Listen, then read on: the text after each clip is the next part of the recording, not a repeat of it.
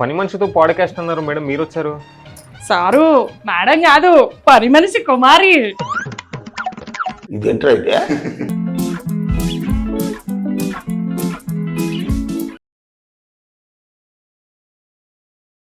Sorry అండి, కొంచెం confuse అయ్యాను. పని మనిషి కుమారి గారు. అయ్యో, పని మనిషి కుమారి కాదండి, పని మనిషి అసోసియేషన్ ప్రెసిడెంట్ కుమారి. హైదరాబాద్ అసోసియేషన్ కా? అయ్యో కాదండి, వనస్థలిపురానికి హైదరాబాద్ మొత్తానికి ఉందాం అనుకున్నాను కానీ వాళ్ళు రాజకీయం చేసేసారండి. వనస్థలిపురం పని మనుషుల అసోసియేషన్ ప్రెసిడెంట్ కుమారి గారు. ఆగండి, ఇక్కడ ఏమైనా ఆటలు తవ్వుతున్నానా మీ స్టూడియోలో? లేదు. ఇప్పుడు నన్ను ఉట్టి కుమారి అని పిలవచ్చు. కుమారి గారు, హైదరాబాద్ లో పని మనుషుల డామినేషన్ ఎక్కువైతుంది అంటున్నారు. అయ్య బాబోయ్, డామినేషన్ కాదండి, మా హక్కుల కోసం మేము పోరాడాము, మా డిమాండ్స్ మేము సాధించుకున్నాం. ఇదివరకటి రోజుల్లాగా పెట్టింది ఇంత తిని చెప్పిన పని చేసుకుపోయే రకాలు కాదండి. ఇప్పుడు లేబర్ చట్టాలు మాకు కూడా తెలుసుండోయ్.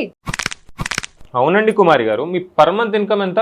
ఆఫ్టర్ కటింగా బిఫోర్ కటింగా? మీ ఊళ్ళో తెలివితేటలు ఇక్కడ వాడకు.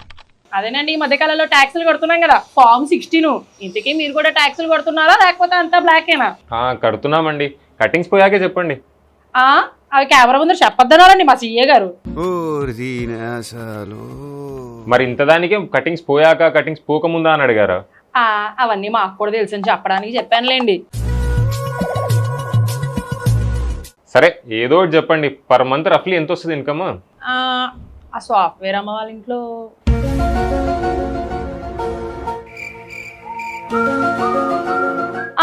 రఫ్గా 25,000 వస్తుందండి.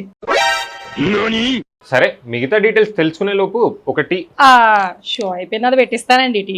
అయ్యో, మీరు పెట్టించడం కాదండి, మీకే టీ చెప్తున్నాను. గెస్ట్ ఇవాళ మీరు. అయ్యో మర్చిపోయానండి, అలవాట్లేదు కదండి. మస్తు షేడ్స్ ఉన్నారా నీలా? థ్యాంక్స్ అబ్బాయి, థ్యాంక్స్ అండి. ఇప్పుడు అడుక్కోండి. అడుక్కోనండి, అడుగుతాను. ఇంతకుముందు ఏదో లెక్కలేస్తున్నారు, 5-6 ఇండ్లలో పనిచేస్తున్నట్టున్నారు కదా, పెట్రోల్ కి బాగానే ఖర్చు అవుతుంది అనుకుంటా. ముందే పెట్రోల్ రేట్లు కూడా పెరిగినాయి. ఆ బస్సులు సౌకర్యం ఉన్న చోట మన రేవంత్ అన్న పుణ్యమా అని చక్కగా ఫ్రీ బస్సులు పెట్టారు కదండి, అక్కడికి వెళ్ళిపోతాం. ఏం వాడకవయ్యా. కొంచెం లోపలికి ఉన్న వాళ్ళకి ఏం చేస్తారండి, మేము కూడా టీఏలు వసూలు చేసుకుంటున్నాగా, మా హక్కు. అవును, ఇంతకీ మీకు పెట్రోల్ ఛార్జీలు ఇవ్వట్లేదా ఏంటి? లేదండి. ఏ, మీకున్నంత డిమాండ్ మాకు లేదండి. అదిరిపోయింది. మీరు చాలా ఎక్స్పీరియన్స్ కాబట్టి అడుగుతున్నాను. ఒకప్పుడు పని మనుషులు అంటే చాలా చీప్ గా చూసేవాళ్ళు కదా, ఇప్పుడు అంత డిమాండ్ పెరగడానికి కారణం ఏంటి?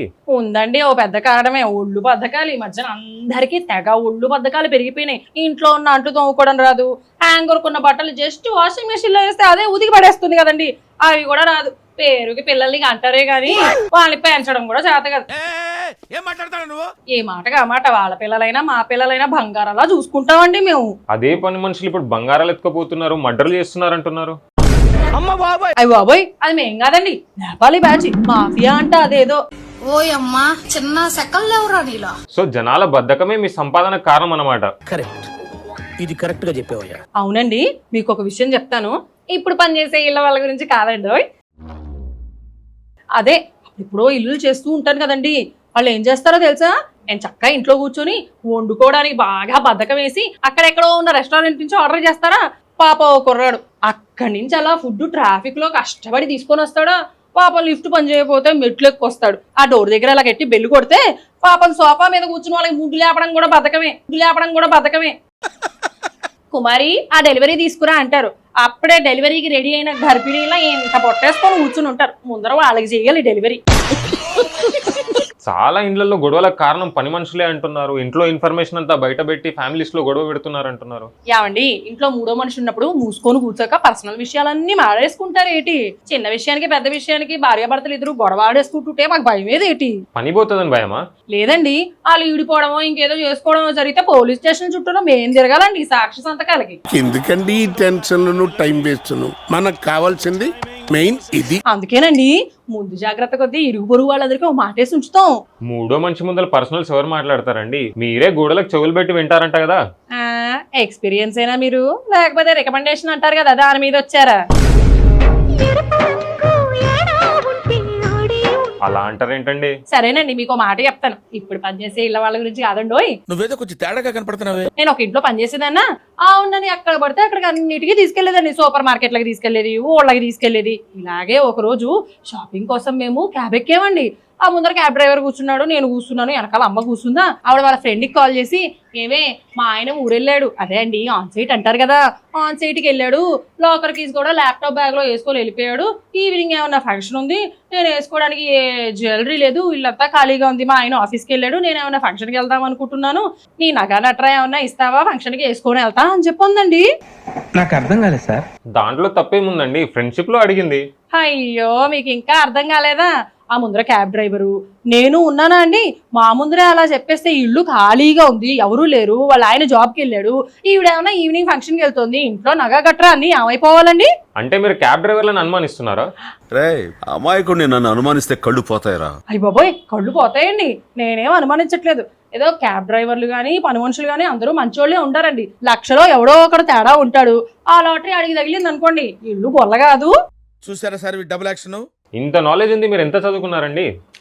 చదువా గట్రా ఏం లేదండి, ఇళ్లలో పనిచేస్తూ ఉంటానా, వాళ్ళు ఏం చూస్తే అవి సినిమాలు వెబ్ సిరీస్ అన్ని చూస్తూ ఉంటానా. ఏమండో ఈ మధ్యకాలంలో ఇంగ్లీషు స్పానిష్ కూడా నేర్చుకుంటున్నానండి. కోచింగ్ వెళ్తున్నారా? లేదండి, నేను ఇంట్లో పనిచేసే బుడ్డోడు ఉంటాడు, వాడు ఎప్పుడు అవే పాటలు పెట్టుకుంటూ ఉంటాడు, వాడు పాడుతూ ఉంటాడు, వాడితో పాటు నేను కూడా పాడుతూ ఉంటానండి రైమ్స్. చిచ్చి మీరు సిగ్గుపడకండి. మీరు ఇన్ని ఇళ్లలో పనిచేస్తున్నారు కదా, మీకు బాగా ఇబ్బంది పెట్టే సందర్భాలు ఏమైనా ఉన్నాయా? ఏముందండి, నేను పనిచేసే ఇళ్లలో వాళ్ళ గురించి నాకు తెలుసు బాగా, నా గురించి వాళ్ళకి బాగా తెలుసండి. అబ్బా మీ దగ్గర చాలా జిఫ్టీలు ఉన్నాయా? కానీ మధ్య మధ్యలో చుట్టాలు వస్తారే, వాళ్ళు ఆర్డర్లు వేస్తున్నప్పుడు నాకైతే ఒళ్ళు మండిపోతుందండి. అసలు ఊళ్ళో తెలివితేటలన్నీ మన మీదే చూపిస్తారండి, పైగా నా పర్సనల్ విషయాలు కూడా అడుగుతారండి. కుమారి నీకు పెళ్ళయిందా, కుమారి నీకు పిల్లలు ఉన్నారా, ఏ స్కూల్లో చదువుతున్నారు నీ పిల్లలు, మీసారి నీకు ఏమైనా డబ్బులు ఇస్తారా లేదా అని ఇలా అన్ని అడుగుతారండి. ఎందుకు? ఎన్నిళ్ళలో పని చేస్తున్నావు, నెలకి ఎంత వస్తుంది, ఇలాంటి డీటెయిల్స్ అన్ని అడుగుతారండి వాళ్ళు. అలా బాబు సెమ్మ ఏమన్నా ఇస్తున్నారా అండి నాకు? అవునండి, పని చేసే దగ్గర ప్రైవసీ ఉండాలి కదా మనకి.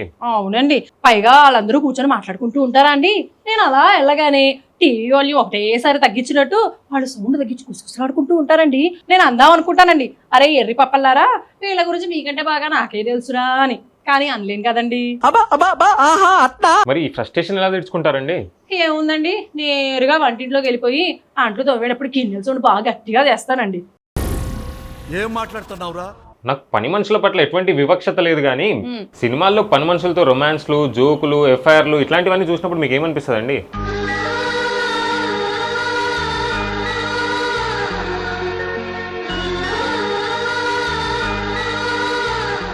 ఇలా చేయడానికి మేము ఏమన్నా పాతకాల పని మనుషులు ఏంటి, చెప్పు తెగేలా కొడతామండి. సినిమాల్లో పని మనుషుల గురించి పిచ్చి పిచ్చిగా చూపించి అలాంటి సీన్లు తీస్తే సినిమాల్లో పనిచేసే ఏ ఒక్కళ్ళ ఇంట్లోనూ పని మనుషులు రాకుండా స్ట్రైక్ చేస్తామండి. ఇది వనస్థలిపురం పని మనుషుల అసోసియేషన్ ప్రెసిడెంట్ గా కుమారి మాటిస్తోందండి.